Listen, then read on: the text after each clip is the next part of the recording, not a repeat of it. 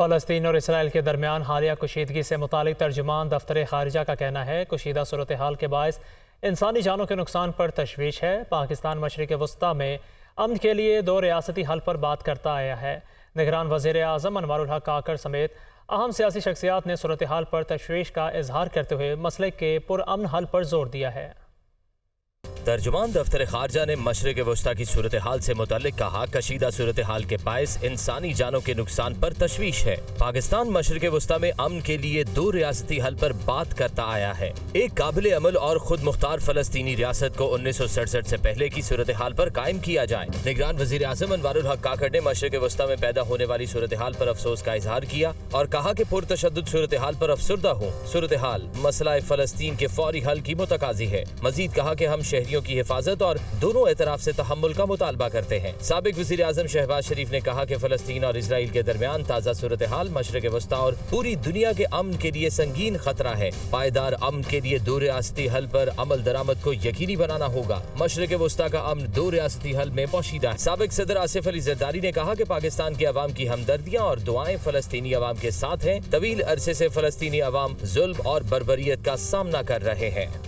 بجلی چوروں کے خلاف آپریشن جاری، ایک ہی بیلٹ کے 4 اضلاع کی ریکوریز میں زمین و آسمان کا فرق سامنے آ گیا۔ خانیوال سے 2 ارب، ساہیوال سے 40 کروڑ، اوکارا 17 ارب اور قصور سے 19 ارب کی ریکوریز نہ ہو سکیں۔ قصور بجلی چوری میں سب سے آگے۔ اسلام آباد سے یہ رپورٹ ہے۔ بجلی کی تقسیم کار کمپنیوں کو ریکوریز میں مشکلات کا سامنا۔ ایک ہی بیلٹ کے 4 اضلاع میں ریکوری کے اعداد و شمار میں زمین آسمان کا فرق۔ وزارت توانائی کے مطابق خانیوال میں 2 ارب، ساہیوال سے 40 کروڑ، اوکاڑا 17 ارب اور قصور میں 19 ارب کی ریکوریز نہ ہو سکی۔ خانیوال کے 5,42,000 صارفین کو 35 ارب، قصور کے 8,03,582 صارفین کو 122 ارب روپے کی بجلی فراہم کی جاتی ہے۔ اوکاڑا کے 7,59,000 صارفین کو 57 ارب، ضلع ساہیوال کے 4,71,000 صارفین کو 36 ارب 60 کروڑ روپے کی بجلی دی جا رہی ہے۔ 8 اکتوبر 2005 کو آزاد کشمیر اور خیبر پختونخوا میں 7.6 شدت کے تباہ کن زلزلے کو 18 سال بیت گئے، مگر زلزلے کے بعد تشکیل دیے گئے تعمیر نو کے پلان کے تحت نیو بالا کوٹ سٹی اور آزاد کشمیر میں صحت اور تعلیم کے منصوبوں کی تعمیر آج بھی مکمل نہیں ہو سکی۔ یہ رپورٹ دیکھتے ہیں۔ 8 اکتوبر 2005 کو آزاد کشمیر اور خیبر پختونخوا میں قیامت صغریٰ برپا کرنے والے 7.6 شدت کے زلزلے کو 18 برس بیت گئے۔ تباہ کن زلزلے میں 19,000 بچوں سمیت 87,000 سے زائد افراد لقمہ اجل بنے۔ یہ سانحہ 35 لاکھ افراد کو بے گھر بھی کر گیا، جبکہ مجموعی طور پر 80 لاکھ افراد متاثر ہوئے۔ مظفر آباد اور بالا کوٹ زلزلے سے سب سے زیادہ متاثر ہونے والے شہر تھے۔ دیگر متاثرہ علاقوں میں باغ، راولا کوٹ، بٹکرام، ایبٹ آباد، ناران، کاغان اور اسلام آباد شامل تھے۔ زلزلے سے 6 لاکھ مکانات، 17,000 سکول اور ہسپتالوں سمیت 78,000 عمارتیں بھی ملبے کے ڈھیر میں تبدیل ہو گئیں۔ جب بھی کہیں یہ پلیٹ موومنٹ ہوتی ہے تو یہ ڈسٹرب ہوتی ہیں، تو ان پلیٹس کو واپس اپنی جگہ جوڑنے کے لیے بھی زلزلے ہی چاہیے ہوتے ہیں، جنہیں ہم آفٹر شاکس کہتے ہیں۔ تو اس کے لیے ہمیں تقریباً 3,000 آفٹر شاکس کا انتظار کرنا پڑا، تب جا کے وہ پلیٹ اپنی جگہ پر آئی، تو اس کے بعد وہ پھر آنا بند ہوئے۔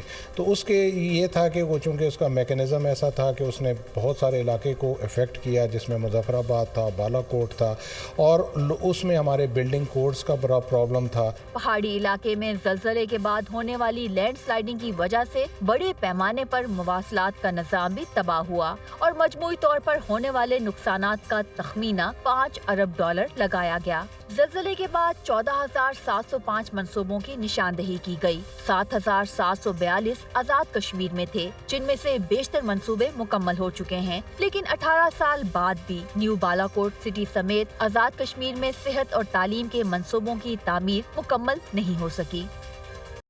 دوسری جانب چیئرمین پیپلز پارٹی بلاول بھٹو کہتے ہیں الیکشن کے لیے ہر وقت تیار ہے، ہر مسئلے کا حل انتخابات ہیں۔ مزید کہا نواز شریف کی واپسی کے اعلان سے پیپلز پارٹی خوش ہے، میرا نہیں خیال کہ مولانا فضل الرحمان الیکشن کے خلاف ہوں گے، خدا نہ خواستہ کسی وجہ سے الیکشن نہ ہوا تو سب ذمہ دار ہوں گے۔ وہ جیکب آباد میں نیوز کانفرنس کر رہے تھے۔ صرف ایک سیاسی جماعت ہے جو الیکشنز کے لیے ہر وقت تیار ہوتا ہے۔ انفیکٹ ہم تو بہت جلدی میں ہے کہ الیکشنز ہو جائیں اور ہم عوام کے खिदमत कर सकें। 15 दिन बाद 20 दिन बाद मियाँ साहब आ रहा है तो मुनासिब होगा कि ये पूरा बोझ जो है वो मियाँ साहब का ख़ानदान सिर्फ ना उठाए। इतना लंबा अरसा एग्जाइल काट के वतन वापस आ रहा है तो ख्वाजा आसिफ साहब का अच्छा हुआ कि सियालकोट में प्रेस कॉन्फ्रेंस हुआ। जो बाकी हमारा कॉलीग्स है मुझे नहीं मालूम कि वो कहाँ गायब हो चुके। खुश आमदेद मियाँ साहब, खुश आमदेद के शॉकिंग तो होता। जब वज़ीर ख़ारजा थे हम कोशिश किया कि हर फोरम पे और हम हर प्लेटफॉर्म पे हम फ़लस्तीन के अवाम के नुमाइंदगी कर सके। हमने कोशिश किया।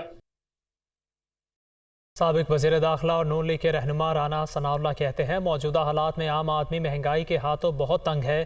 किसी दूसरे लीडर के पास मुल्की तरक्की का रास्ता नहीं है। मुल्की सियासत तबाह करने वाले आज मजलूम बने हैं। मजीद कहा सियासी इंतकाम के कायल नहीं बल्कि ये मकाफात अमल है। वो फैसलाबाद में पार्टी के तंजीमी कन्वेंशन से खिताब कर रहे थे। पाकिस्तान जिस बहरानी कैफियत में गया हुआ है, मुआशी तौर पे बदहाली है,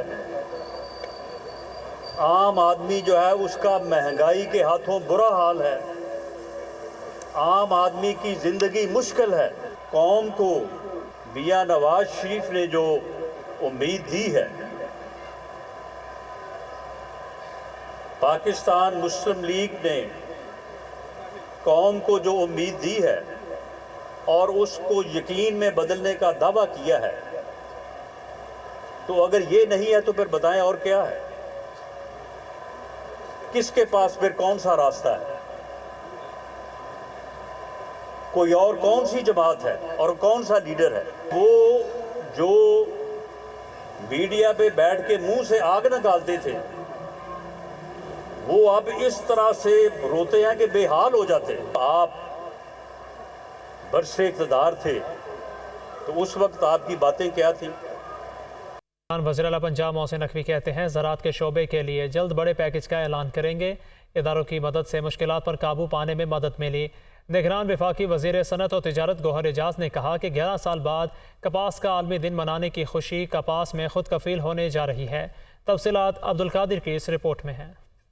एप्टमा हाउस लाहौर में वर्ल्ड कॉटन डे की मुनासबत से निगरान वज़ीर आला पंजाब मोहसिन नकवी और निगरान वफाकी वज़ीर गौहर एजाज की मुश्तरका प्रेस कॉन्फ्रेंस। इस मौका पर मोहसिन नकवी ने कहा कि कपास की पैदावार बढ़ाने के लिए महकमा ज़राअत ने दिन रात काम किया। पाकिस्तान में सबसे बड़ा मसला जदीद बीज का है। रिसर्च इंस्टीट्यूट को ठीक करने की जरूरत है। कपास की फसल को कीड़ों से बचाने के लिए पाक फौज का अहम किरदार है। रिसर्च इंस्टीट्यूट को पहले तो हम ठीक करने की कोशिश कर रहे हैं, क्योंकि एक रिसर्च आपकी कर रही है एग्रीकल्चर यूनिवर्सिटी और एक रिसर्च इंस्टीट्यूट। मैं पाकिस्तान आर्मी का शुक्रिया अदा करूंगा, क्योंकि जिस टाइम ये बड़ा मैसिव स्केल का सफ़ेद मक्खी का अटैक हुआ है तो आर्मी के हेलीकॉप्टर्स, आर्मी के ड्रोन्स मौके पे पहुंचे हैं। वफाकी वजीर सनत और पैदावार गौहर एजाज ने बताया कि पंजाब में कपास की रिकॉर्ड फसल में निगरान वज़ीर आला पंजाब का अहम किरदार है। नहीं चाहता किसी मुल्क से भीख मांगे, हमें अपनी एक्सपोर्ट बढ़ाना होगी। $16 अरब से एक्सपोर्ट बढ़ाने की तजवीज़ दी। इस तरीके से मौसम स्पीड काम कर रहा है, इसी तरीके से मौसम स्पीड जो है वो कॉटन की रिसर्च के इदारों को भी अब पंजाब में लाए। हमें टेक्सटाइल और दूसरी स्ट्रक्चर्स से एक्सपोर्ट बढ़ानी है। मैं ये नहीं चाहता कि हम जाके दूसरे मुल्कों से कर्ज मांगे। मैं चाहता हूँ कि मुल्क अब अपने पैरों पे खड़ा हो। निगरान वज़ीर आला पंजाब ने वाज़ेह किया कि जब से स्मगलिंग पर काबू पाने की कोशिशें की हैं, कीमतें कम हो रही हैं।